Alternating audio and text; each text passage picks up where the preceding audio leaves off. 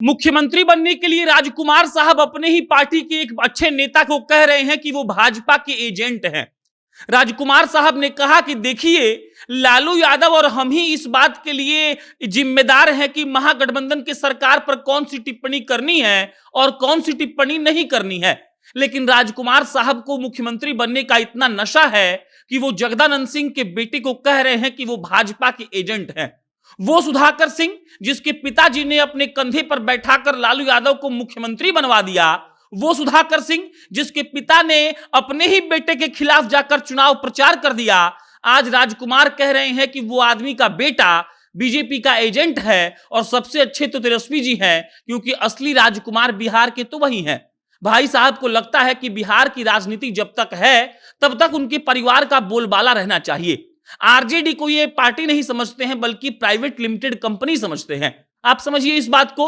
सुधाकर सिंह ने नीतीश कुमार को क्या कहा क्या नहीं कहा इस पे मत पड़िए, लेकिन आप इस बात पर ध्यान दीजिए कि जो नेता अपने नेताओं का बैक नहीं कर सके, जो नेता अपने नेताओं के पक्ष में खड़े होकर एक बयान नहीं दे सके, वो नेता सिर्फ मुख्यमंत्री बनने के लायक ही हो सकता है। तेजस्वी जी दिल्ली से उतरकर ये कह तो गए कि सुधाकर सिंह पर एक्शन लिया जाएगा, लेकिन शायद वो भूल गए कि उसी जगदानंद सिंह को मनाने के लिए लालू यादव सिंगापुर में अपने किडनी के इलाज से के लिए जाने से पहले उनको बुलाते हैं, अपने पास बैठाकर ये समझाते हैं कि बाबू आप मान जाइए, भैया आप मान जाइए। लेकिन आज उसी जगदानंद सिंह के बेटे को तेजस्वी यादव भाजपा का एजेंट बोलकर चले गए। वो शायद भूल गए कि देखिए, मुख्यमंत्री बनने का लालसा किसी पार्टी के नेता से और कार्यकर्ता से बड़ा नहीं हो सकता है। सुधाकर सिंह ने क्या गलत कह दिया? सुधाकर सिंह ने कृषि विभाग पर अगर सवाल उठाया तो क्या गलत कह दिया?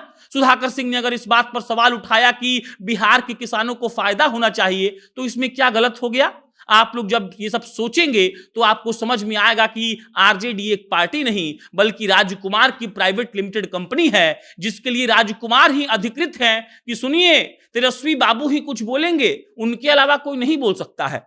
एक बात समझिए आप, सुधाकर सिंह कोई कार्यकर्ता तो नहीं है। सुधाकर सिंह जनता के वोट से जीते हुए एक विधायक है। एक विधायक को अपनी बात को कहने का अधिकार है, लेकिन उसी विधायक से जब आप कोई मंत्रालय छीन लें, जबकि वो विधायक एकदम से सही बात कह रहा हो, तो सोचिए कि उस विधायक पर क्या बीतेगी।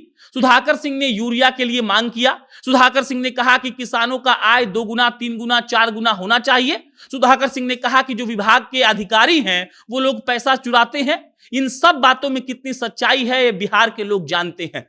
सबको पता है कि अगर कोई आदमी सबसे ज्यादा बिहार में त्रस्त है तो वो है किसान। और सुधाकर सिंह ने उस पर सवाल पूछ दिया तो तेजस्वी बाबू को बुरा लग गया।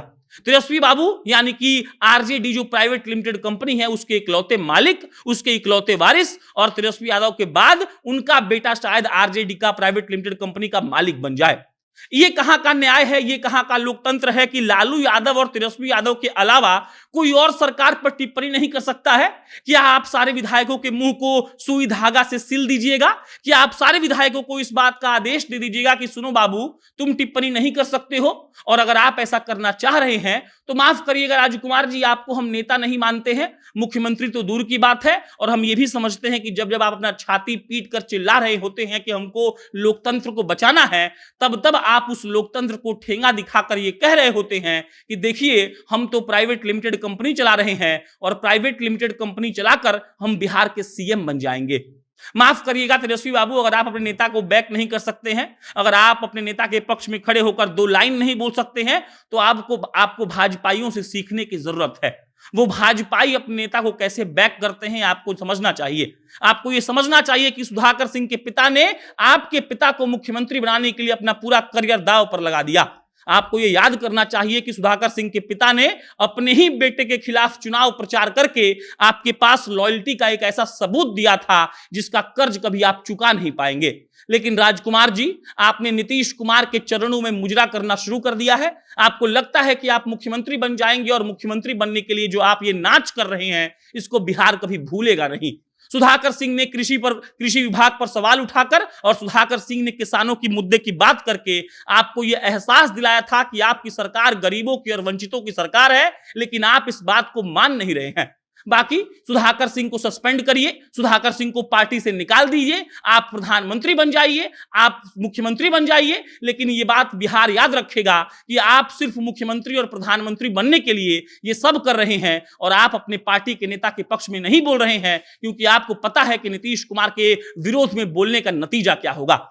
आपके जैसे निकम्मे नेता को बिहार स्वीकार नहीं करेगा। जो अपने पार्टी के नेताओं के पक्ष में आकर खड़ा नहीं हो सकता, वैसे नेताओं की जरूरत शायद बिहार को नहीं है।